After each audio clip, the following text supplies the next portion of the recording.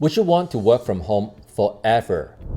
2 weeks ago, Twitter announced that employees can work from home permanently.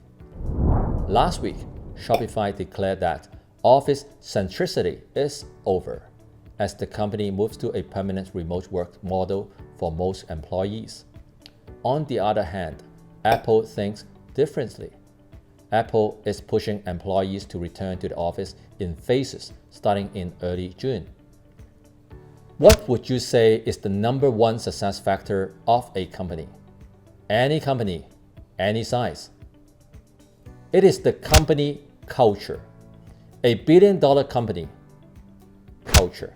A 10-people company, culture. It is not strategy, not system, not management. Because when you have the right culture, people will perform and they will come up with strategies.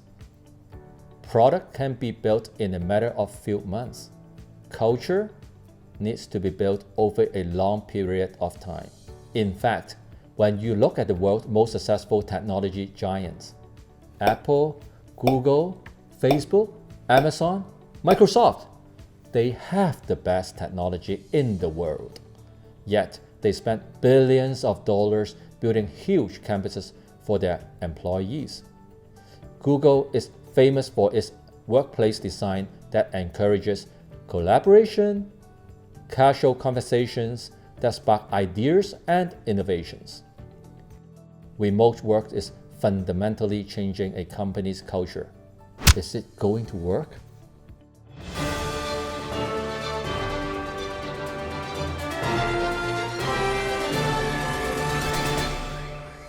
Mark Zuckerberg from Facebook shared a lot of valuable insight on remote work. I resonate with many of the things he said because I face the same challenges when my own company goes remote. Facebook does have a plan to allow permanent remote work positions, but Mark Zuckerberg cautioned that it must be done gradually and in a measured way.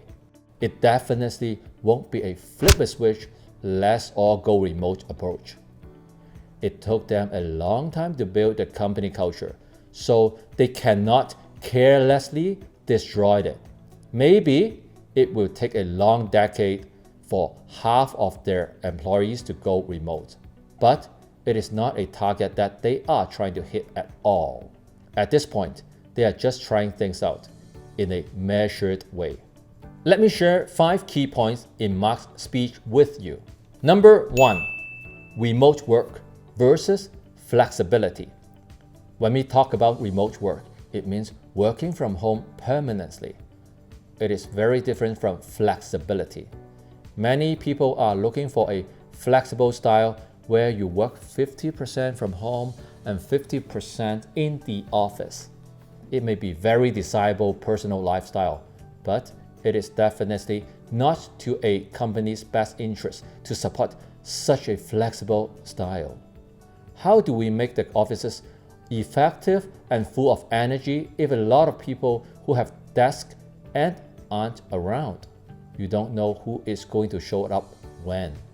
He mentioned that it is also undesirable from a cost point of view because now the company has to support both in-office and remote work for the staff. I don't think any company is interested in increasing operating costs in the near future. Number 2, the remote experience so far. This is based on a survey of the Facebook employees.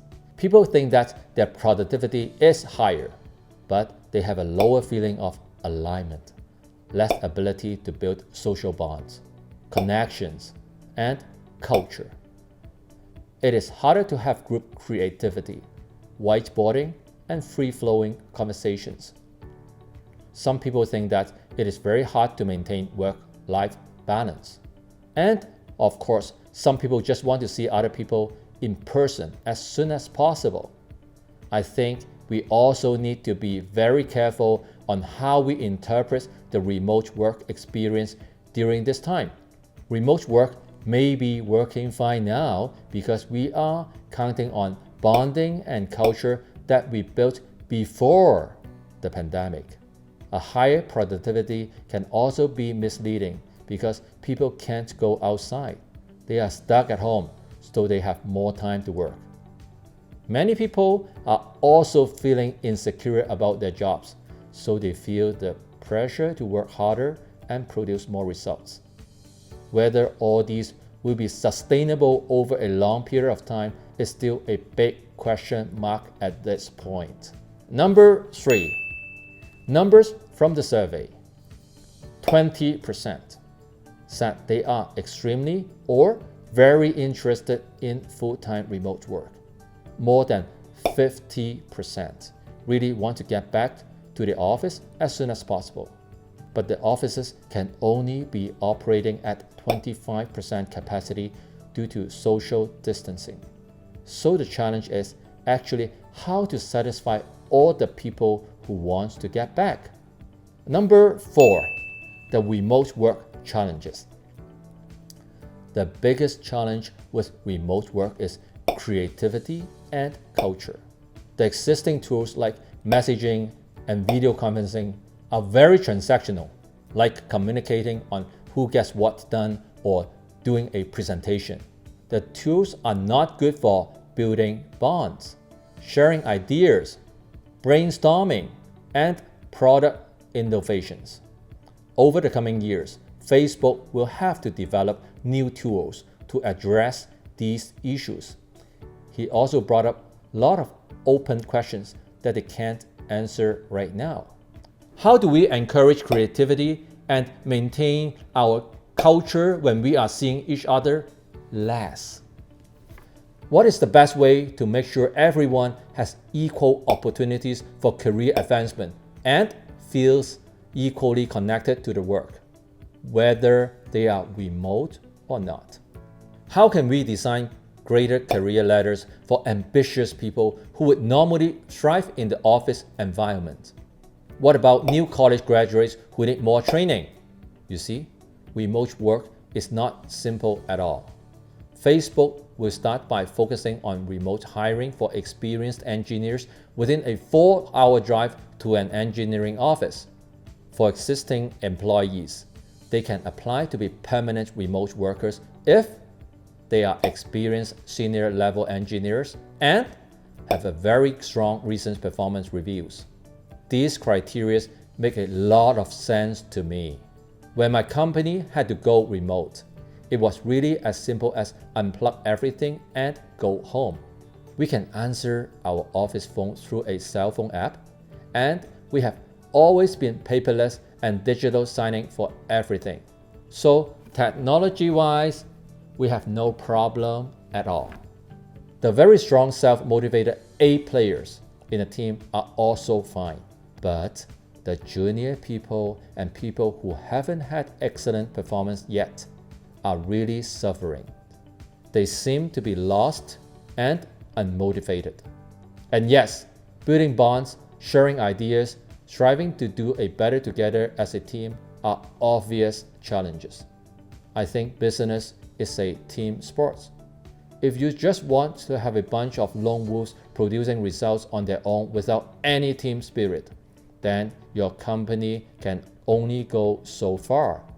If you want your company to thrive and not just survive, then you really need a strong team, especially with the current economic environment. An average team is simply not enough. And the number one key in building a strong team is culture. Unless we have the tools that can make culture building effective, it would be very hard for remote work to be widely successful. Number 5, the cost savings. One of the biggest incentives for companies to go remote would obviously be their savings from real estate cost.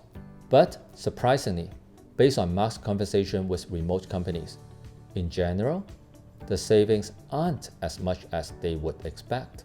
You might need to hire a network team to deal with network security issues, support teams to deal with network issues that remote staff may have.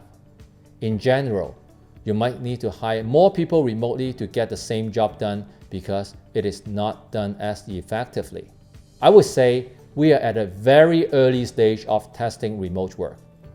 there are still lots of challenges to overcome.